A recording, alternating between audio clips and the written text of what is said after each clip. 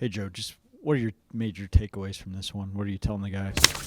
Well, first off, you got to credit Coach Martin and his staff and their players. They did a very good job and won the football game. But if I'm being honest, we had an opportunity to win a football game against one of the top teams in the MAC.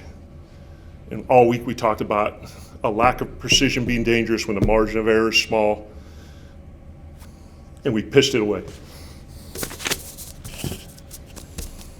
And in a game of execution, because of a bullshit APR penalty, when you lose an entire day of practice, that hurts, right? Explosive plays, right? They probably won.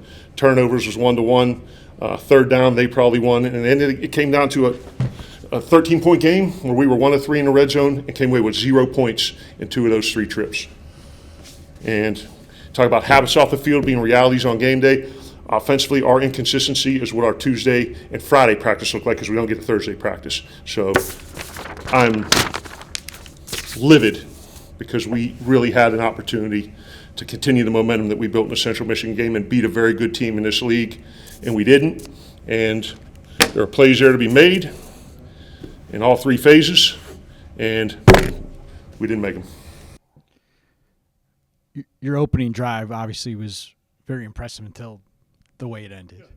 So does that kind of encapsulate the day in some ways, and what do you tell Ben about that interception? Well, I mean, the first thing is it's an option route by the slot receiver, so knew they were going to be in quarters or had a pretty good idea, and he could go post or corner. The guy's heavy inside leverage.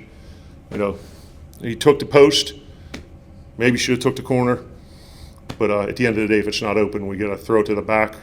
I think we lost the back on that play, throw it through the back of the end zone to get 3. Right, quarterback thought process in the red zone, avoid the sack, preserve the field goal. We didn't preserve the field goal there, so the message there is if it's not there, throw it through the goalpost and save the 3 points. And make sure we're on the same page with the route so that we're open and we're not covered. Coach, I mean, defense, they've played pretty well today. Elijah's pick, just kind of talk about the key points of the defense that you saw, and especially on that pick there. Yeah, they did. And I think it was a little bit underthrown, but he was in very good position. The key to stopping Miami of Ohio is that they're going to lean on the run, particularly with Finn, who adds another number when you overload the box. So I thought we did a fairly good job with gap control and secondary support and pressures. We let some things spit out, but at the end of the day, opposite of the offense, I thought we played, fairly good red zone defense and kept them out a couple times and forced them to kick field goals. And, I thought that was the strength of what we did today defensively. Joe, what is your message to the guys about how you responded to this? I know they don't have a choice. So here's the message. And on top of that, 10 penalties, which we have one cadence. I'm not quite sure how you go offside when you have one cadence, but that's aside from the point. So there is no how you're going to react. You have one choice of how you react, or you could go play somewhere else. So we're going to come in tomorrow or Monday. We're going to watch the film, and we're going to be brutally honest about what went well and what didn't, and a way to correct it. And then we're going to come back in, etch a sketch, erase it, and then we're moving on to Ball State. And all of our intent and focus after we make the corrections from this game are going to be to come out with our hair on fire and go out to Muncie and look to get win number 3 and MAC win number 2, because we had a friggin' chance today. We let it slip away. So they don't have a choice. They're going to react one way or they go somewhere else and play.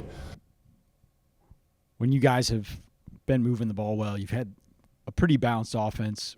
What happened in the running game today? I mean, could you pinpoint what kept it from getting rolling? Yeah, that's something that they do very well. And if you look back on Miami of Ohio's defensive scheme, they're going to play one high and do everything that they can to add one number to the box.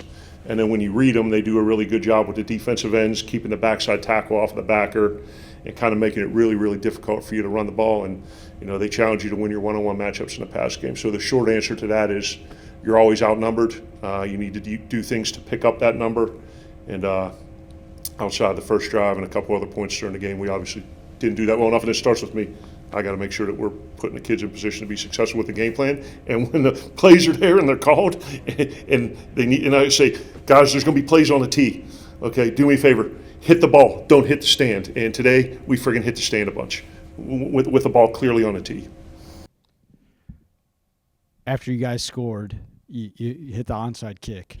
What did you, I mean? It went out of bounds. I don't know if you just thought it was a bad ball or if guys should have been there. What is your take on that? They had it defended fairly well. I mean, they were balanced up. We have 2 kickers, and you want to go away from the numbers. And it was actually a good 2-hopper, but good onside hands team defense is you're going to do what you can to pick off the guys running down. And unfortunately, none of our guys running down were free. They were all blocked by their front line, and that made the ball scoot out of bounds. Coach, obviously the offense struggled today, but you guys did have one drive where you ended up in the end zone. Just kind of talk about that drive and, what Finley was able to do to feed that ball to Polk there. No, make no mistake. Aside from a couple drives, we moved the ball inside the 20s, right? And we had plenty of other opportunities to make plays there that we didn't, but only one of them resulted in a touchdown. So, yes.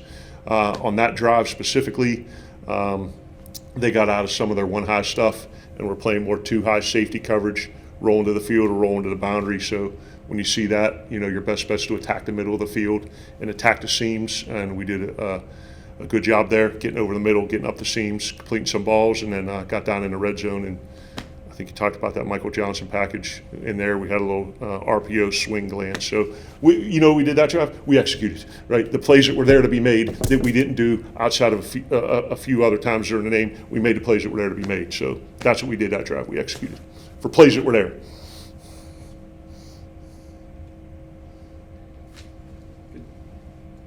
Thank you. Good, awesome. Thanks a lot, guys.